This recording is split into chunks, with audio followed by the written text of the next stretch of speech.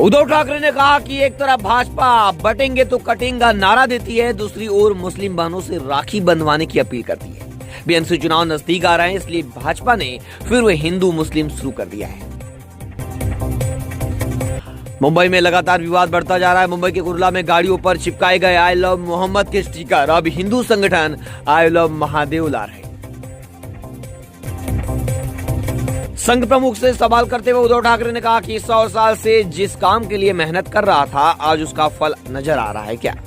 उद्धव ठाकरे ने कहा कि भाजपा राजनीति में अमीबा की तरह है, जो सत्ता के लिए कहीं भी फैल जाती है।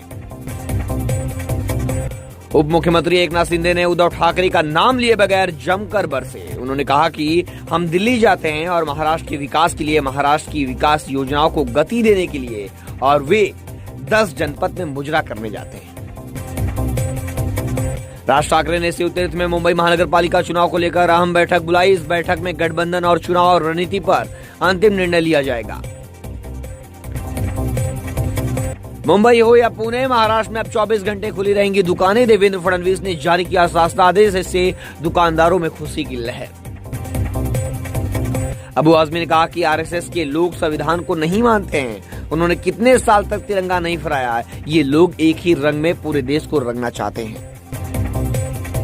मराठी बोलने की क्या जरूरत है? अबू आजमी की टिप्पणी पर भड़की राज ठाकरे की मन से, कहा अपनी भाषा में देंगे जवाब। मुंबई और मराठी की सुरक्षा को लेकर उद्धव ठाकरे ने कहा कि कोई मराठी भाषा पर हाथ नहीं डाल सकता। उन्होंने कहा कि मुंबई व्यापारियों की जेब में चली गई है, तो हम जेब फाड़ कर ही मुंबई बचाएंगे। मुंबई में एसआरए ने कॉर्पस फंड में बड़ी बढ़ोतरी का प्रस्ताव रखा है। डेवलपर्स को एक टेनमेंट में 3 लाख तक चुकाने पड़ सकते हैं। पुनर्विकास इमारतों के 10 साल के रखरखाव और सुरक्षा इंतजामों के लिए कॉर्पस फंड किया जाएगा इस्तेमाल। पुतिन बोले, अमेरिका के दबाव के आगे भारत नहीं झुकेगा। मैं प्रधानमंत्री मोदी को जानता हूं, भारतीय अपमान बर्दाश्त नहीं करते। आधार अपडेट कराना 25 रुपए महंगा हो गया। नाम पता बदलवाने के लिए 50 रुपए की जगह 75 रुपए लगेंगे। बच्चों का बायोमेट्रिक अपडेट फ्री। सोने चांदी के दाम में आज गिरावट। 10 ग्राम सोना 500 रुपए घटकर 1,16,833 पर आया। चांदी 1,45,000 रुपए को पार कर गई। शेयर बाजार में सेंसेक्स 50 अंक गिरकर 80,933 के स्तर पर आया। निफ्टी भी 25 अंक गिरा।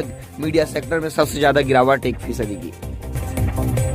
मुंबई हो या पुणे, महाराष्ट्र में अब 24 घंटे खुलेगी दुकानें। देवेंद्र फडणवीस सरकार ने जारी किया शासनादेश। महाराष्ट्र सरकार ने अर्थव्यवस्था को गति देने के लिए बड़ा फैसला किया है। पूरे महाराष्ट्र में दुकानें अब 24 घंटे खुले रह सकेंगी। श्रम विभाग ने इस संदर्भ में शासनादेश जारी कर दिया है। इसके तहत दुकानें रोज 24 घंटे खुली रह सकेंगी, लेकिन शर्त यह है कि इनमें काम करने वालों को सप्ताह में 24 घंटे की छुट्टी एक साथ देनी जरूरी है। गौरतलब है कि दुकानों के समय को लेकर लंबे समय से भ्रम की स्थिति थी। जीआर जारी होने के बाद यह पूरी तरह स्पष्ट हो गई है।